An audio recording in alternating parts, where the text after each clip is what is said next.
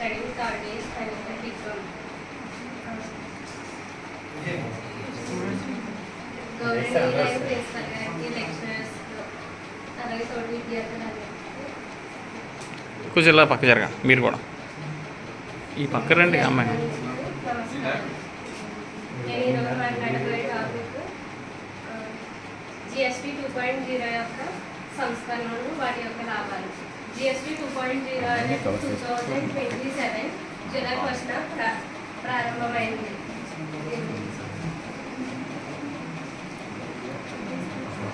దీని ద్వారా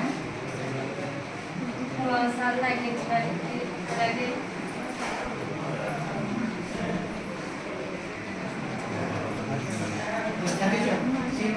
మాట్లాడు కంటిన్యూ. GST 2.0 యొక్క లాభాలు పన్నుల స్లాబ్ల సమీకరణ.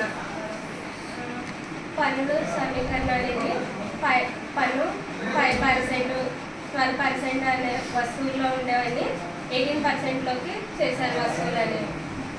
వాటి ద్వారా పన్నులు తగ్గించడం జరిగింది. రియల్ టైం ఇన్వెస్ట్మెంట్స్ వెరిఫికేషన్ వచ్చింది.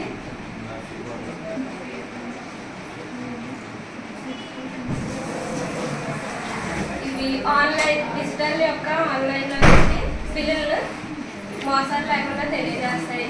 ఇది ఇన్పుట్ ట్యాక్సెస్ని తెలియజేస్తుంది. నెక్స్ట్ పారదర్శకత మరియు మోసాలను తెలియజేయటం.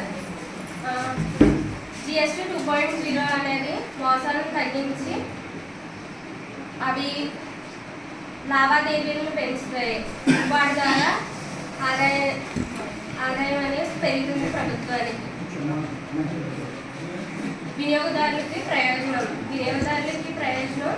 GST 2.0 ద్వారా వాటి యొక్క దారిలో కరెక్ట్గా తెలిస్తే డిజిటల్ ద్వారా అలాగే వాటికి మోసాలు జరిగే అవకాశం తక్కువ ఉంటుంది. వినియోగదారులకి వాటి యొక్క దారిలో స్పష్టంగా తెలియజేస్తాయి.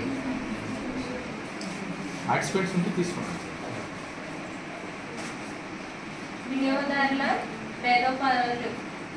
వినియోగదారులను వాటిని స్పష్టంగా ధరలు తెలుసుకోవచ్చు. వాటిని ఆన్లైన్ ద్వారా వ్యక్తీకరించవచ్చు.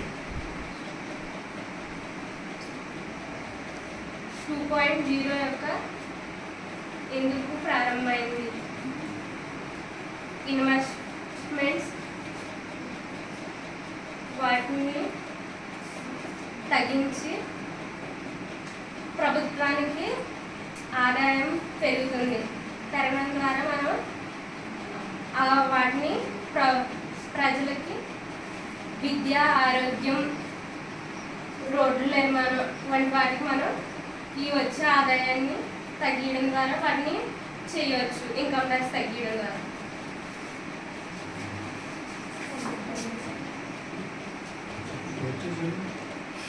నాకు ఈ అవకాశాన్ని ఇచ్చిన లెక్చరర్ గారికి, ప్రిన్సిపల్, లెక్చరర్స్కి, స్టూడెంట్స్కి ధన్యవాదాలు.